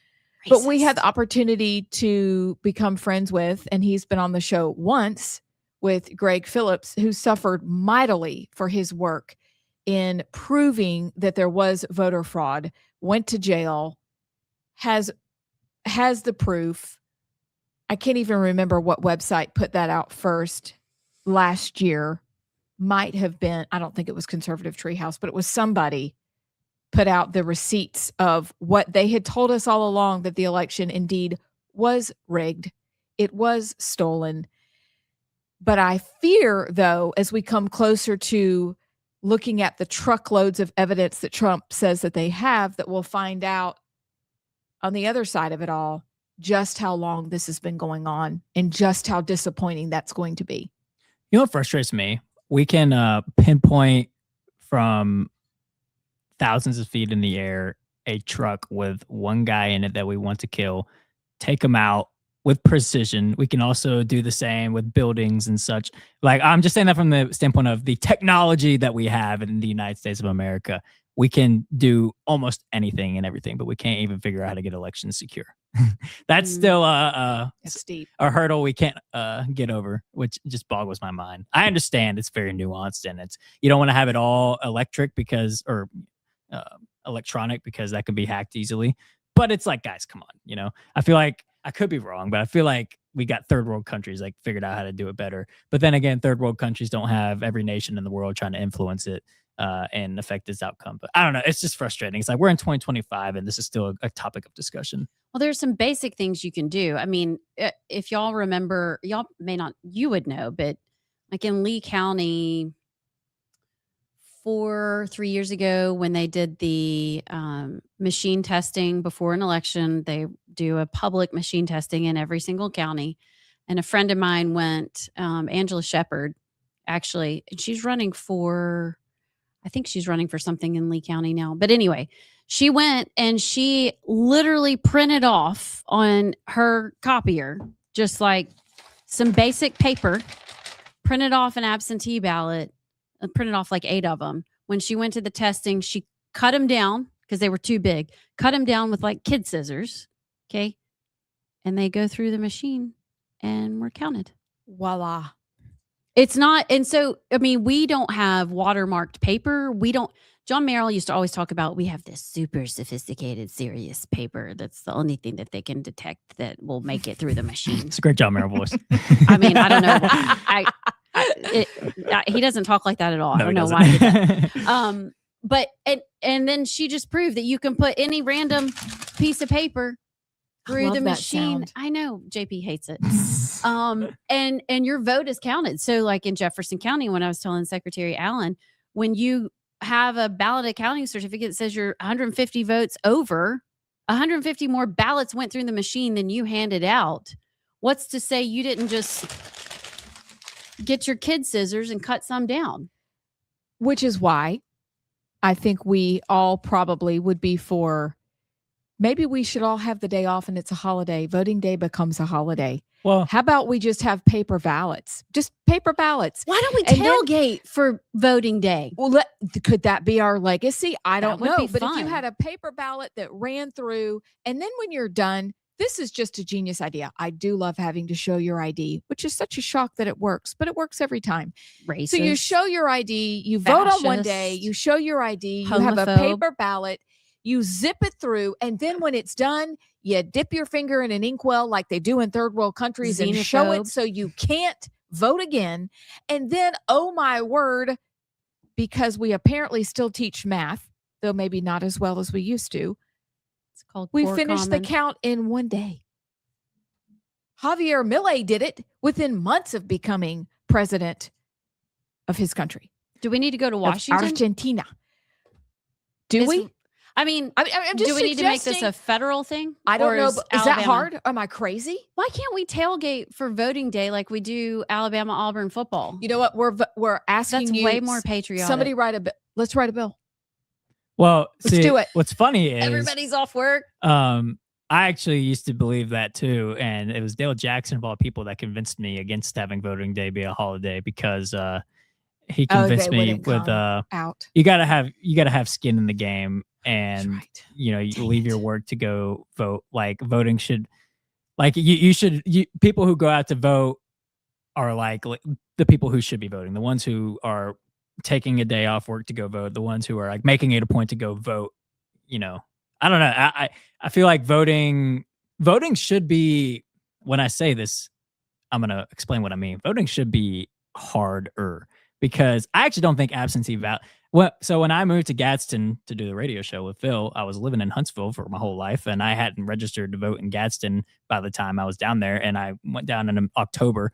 So I did an absentee ballot to vote, in Huntsville. And I was actually a little disappointed by how easy it is. You can just write in, oh yeah, I can't be there for this reason. Okay, here's an absentee ballot. And obviously I had to give my ID and stuff like that. So it wasn't like it was like candy or something. But I don't know. I feel like I would have taken off work, or I would have been there in the morning and been back in time for the show to go to Huntsville to vote because it means something to me. So I feel like people who do that, I don't think voting should be a holiday because there should be some skin in the game, and it should be like you are making it a point to go vote.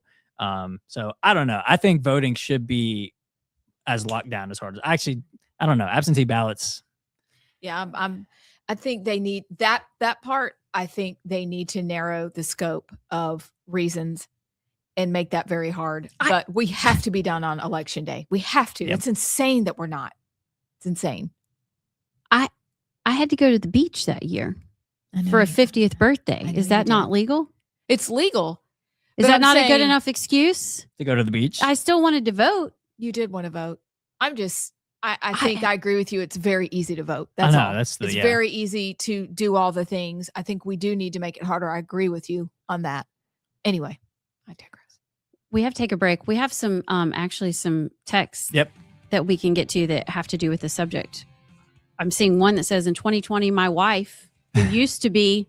I can't wait to read it. 833-687-4448. Tell us if you think voting or election day should be a holiday. Let me know. Let us know. We're going to have a discussion about it. We'll be right back.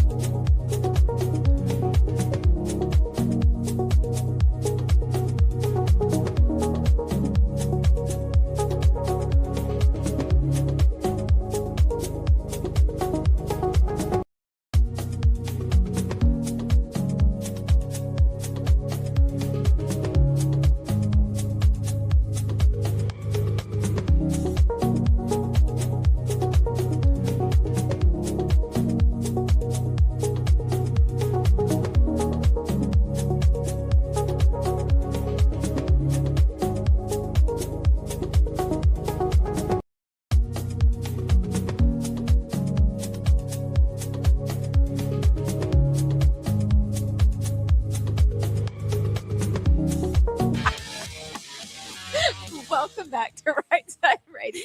Abs, you can't do that. I couldn't help it. I'm Amy Beth Shaver, Abs. She's Allison Sinclair. That'd be Al and JP. Big Al, if we're tight. And we're I'm not just calling you making Big it Al. through a Monday. And I just realized that I was sitting like I was 5 in circle time with Miss Pritchard. Crisscross applesauce. Yeah. Except for we called it something different that we probably get canceled for today. Anyway, y'all Say it, Abs. Say it. Indian style. Whoa. I liked it. Amy I Beth. wanted to be what? I What's don't know random? why it's wrong to say that because that's literally how they sit around I the mean, fire at the teepee. It is. And for all the Florida State fans, they don't get mad at that. They see that as a respect, a chant, a Do word they chant. sit like that? Yeah. While they're watching the game in the stands, they sit Indian style.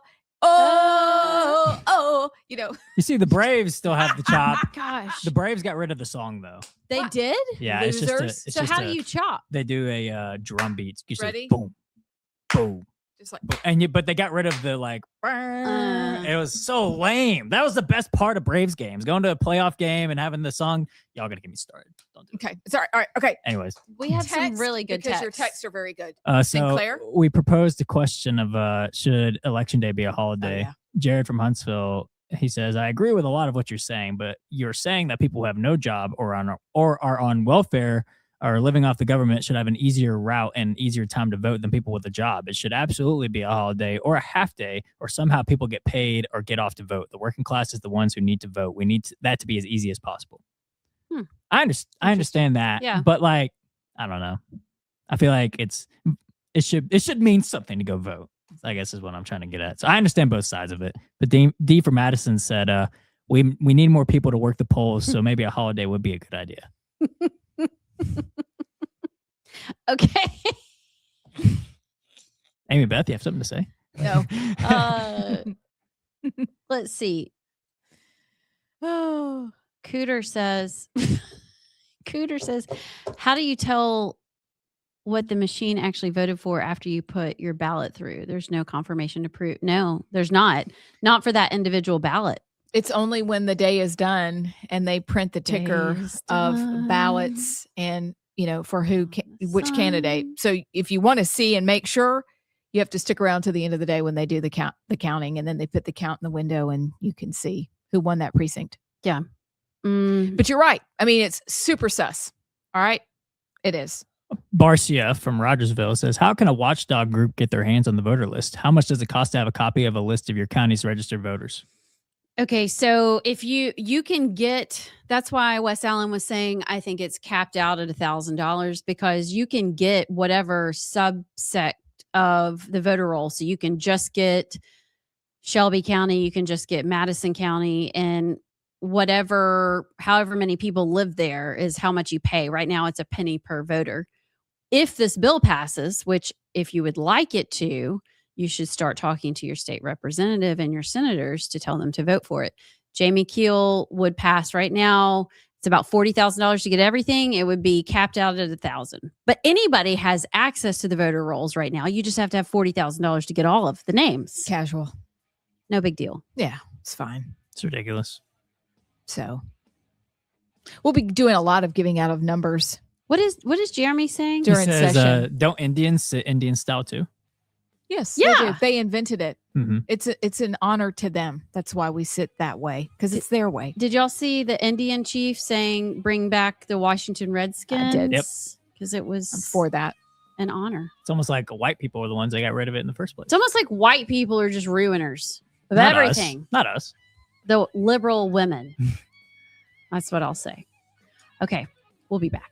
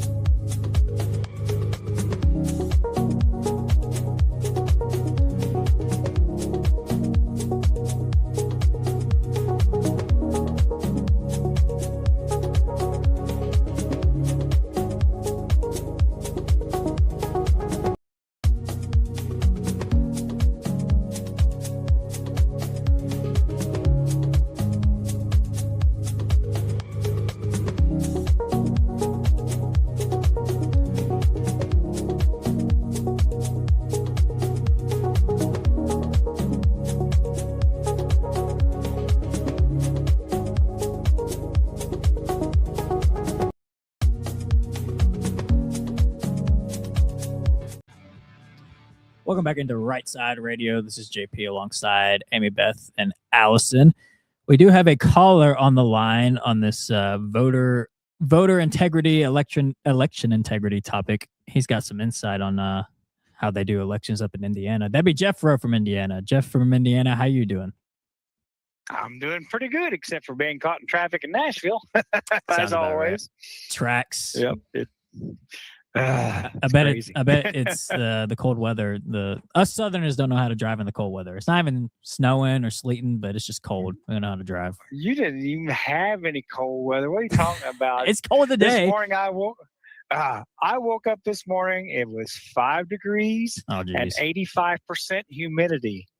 So it's just like walking outside was just like taking the polar plunge. there's no amount of clothes you can put on that keeps that 85% humidity off your skin. That's supposed to be really healthy for you, though. Little cold plunge. You just don't I should be do really it healthy. voluntarily. So how do you greet the day like that? I mean, are you bundled up? I went to school in Indiana for 2 years, but I blocked it out because of the cold weather. Like, are you toboggan with a super thick, like, what does that look like? I can't wrap my head around He's not 5 degrees. sledding, Abs. I know, but he's going to his truck and it's got to be cold, just the steps you're taking to go. Yeah, you just walk outside and run to your vehicle and start the thing up, run back to a warm vehicle and let it get warmed up and run back to the other vehicle. Bless. That way you don't stay out too long. Well, what's on your mind about this election integrity stuff? Well, now in Indiana, we use electronic machines with a paper backup. You just got your electronic, push your button and which line do you want, and then when you get done casting your ballot on the electronic, you hit a button, and then it has like a receipt, Walmart receipt thing, and it just kind of rolls up and then it shows what you voted. We got little X's and everything, who all you voted for.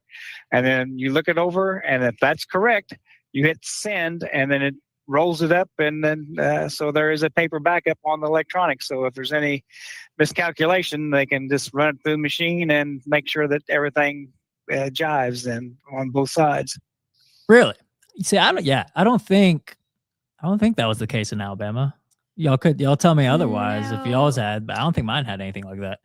No, but that how do you know that the tabulations are correct if you only know your vote?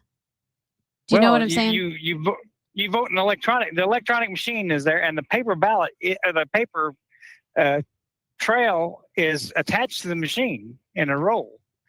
And as soon as you get ready to cast your ballot, it rolls it up, and you can see on the paper ballot who all you voted for. You make sure that is correct compared to what you did on electronic machine. And then if everything is correct, you push a button to vote, and then it rolls the paper ballot up so that the next voter comes in and we'll see theirs as they vote like that too.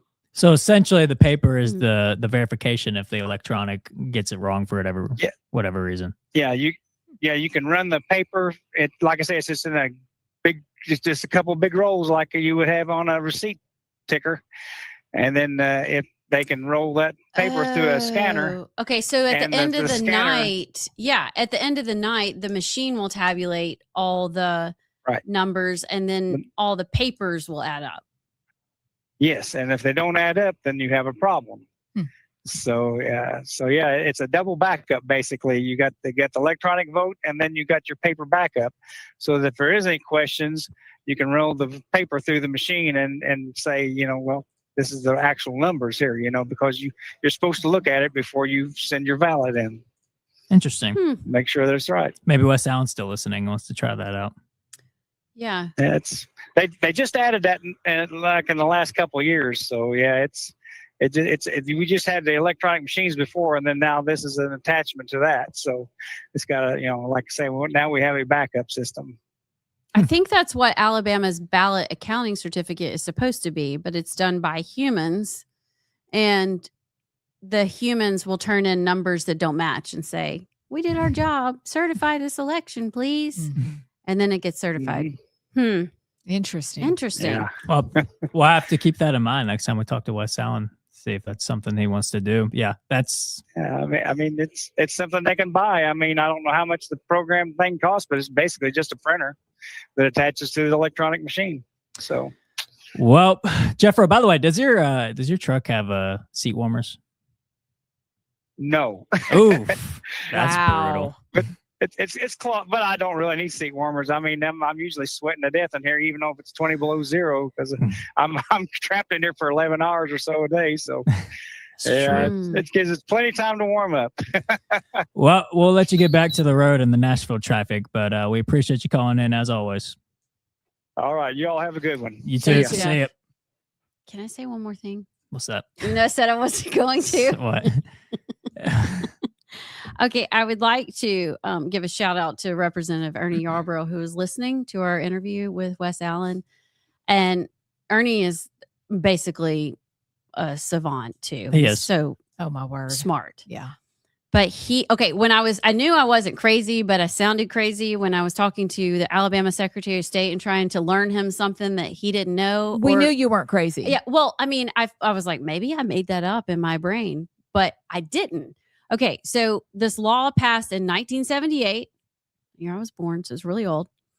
A county that has a population over 500,000 people, they appoint their registrars themselves. The county commission does. Okay. Now, the board of registrars in every other county, so that's Jefferson County only. The board of registrars in every other county is appointed by the governor, the auditor, and the ag commissioner. So think about that. It is kind of weird, and I'm not sure why that law was passed. That would be interesting. But the county commission in Jefferson County has kind of special privileges to appoint their board of registrars. And if you listen to the interview with Wes Allen, he said the board of registrars basically runs the show because they add and take away the voters. So that's what it was in Jefferson County that I couldn't remember about their elections. Why is it this could be a rabbit hole, but why is it that Republicans in Alabama can't get voter integrity laws passed? Why is that pulling teeth? You want to know why? Yeah, well, tell me why. It's Occam's razor. The simplest answer is often the one. Yeah. Because they don't want to. See, that's what I figured, but I was in my head thinking, what's most of the time with the stuff in Ruby Red, Alabama that Republicans don't act like Republicans with, you can kind of connect the dots to, okay, I can see why it's normally pretty corrupt or, them not being honest. But with that one, I'm like, why? It's just so easy and simple. It is. There's no glory with it. There's no applause. It's really, really simple. But instead, we like the bright, shiny objects that we say, look at what they did. It was so great. The older I get, the more I'm like, okay, they just don't want to. Well, okay. Well, let's take that a step further. Why don't they want to? Abs. Is it pure laziness or is there something more to it? I think that if we are honest about who we are as people and our own heart, and we know that we are this. We are deceptive above all else, but the things that we love are money and power. If we're just left to our own devices, okay? There's no money in election integrity. There's no power. You can't string people along and say, well, next time we're going to get to it. Just trust me. It wasn't the right time. I mean, how many times have we heard that nonsense come out of Montgomery? Just wasn't it'll happen. I don't think people want to. And I don't think they can get enough glory for doing something as simple as that. So you don't think there's some grand conspiracy behind the scenes about? There could be a grand conspiracy behind the scenes. It could be both and. I want to hear Allison's grand conspiracy. Yeah, I'm thinking about, we have friends that were in the legislature that say it is a very well-known fact and has been for a long time that you basically, when you start thinking about votes that you have to win, add about 20-25% because forever there's always been cheating. They've always rigged elections back. Yeah. And I think if you put too many checks and balances in there, you can't rig your elections. And I'm not saying, I am. I'm just saying My observations are we don't want to, because then we couldn't do what we have to do to elect certain people, whether Republican or Democrat. I think it's across the board. And you look at the post-election audit bill that was presented in the House last year, couldn't go anywhere. I mean, what Wes Allen was talking about, John Merrill did the post-election audit bill, and it was lame because it was basically 3 counties, and the 3 counties knew beforehand that they were going to be audited, so everybody had a heads up, and that was it. I mean, that's not a real audit. That's hey, keep it together. We're going to give you some special instructions, and we're coming to you, so it better be right. This post-election audit was dwindled down this past bill, and they still couldn't get it passed. I mean, it was going to be one precinct from, let's see, one precinct from each county or something, but it was going to be kind of randomly chosen in the precinct. My understanding was that some of it came back to the district attorneys that didn't want it because it was going to add extra work to their plate if they had to. So it's a whole mess. I think what both of y'all said is probably correct. I think there's some that are pretty lazy, but I also think there may be some that got their hand in the cookie jar and don't want to get caught. I think it's without naming names. Well, when all the truckloads Could of be wrong. documents I don't come know. out about Trump and we find out how far back cheating goes, we'll go, oh, okay, that's going to be disappointing. But also exactly what you're saying. I'm thinking of the story I wrote about Albert Patterson a couple years ago. He died cleaning up corruption, but one of the things that he was fighting against was all the ballot stuffing going back way back when. So it's always gone on. You're right. Very astute. It's always gone on, but it is so hard for people to believe that they don't want to. They're lazy. They're not going to get enough glory for it. Let's just wait until next session, because then you can string people along to keep voting for you, because who wants that glory to go away and cheating on top of that? It's like a very ugly layer. It's a sloppy layer cake that tastes really bad too. You're right. We're at the end of a quadrennium. We're in the 4th year. So elections will start. Watch how conservative the Alabama legislature gets. They're going to pass all the conservative things, all the things, so they can. Oh, you braced for impact there. that thing. And you wanted to pivot? I want to pivot. But they're going to pass all the conservative legislation that they haven't wanted to pass in the past 3 years, because then they can campaign on it. You're right, Abs. I'm going to claim we're just tag teaming the issue. And we're going to come up with a wonderful song about it all before session starts. Are we? Uh-huh. You said it and it hit my brain, Nicole. Oh. Brad from Crimestone County. The reason we use funny words is just to drive you crazy. We're very well aware of some of the grammar things we say. police? He is. Anyway, we're gonna write something up. I've never written a song, but I'm for it. It's gonna take a while, but we're gonna do it. I can't believe the show's over. Okay, when we come back, would you rather? Do we have anything to wrap up? No. Nah, not really. I think we covered all the things today. All the things. Okay, well, would you rather is still really fun. So Of don't course. go anywhere. We'll be right back.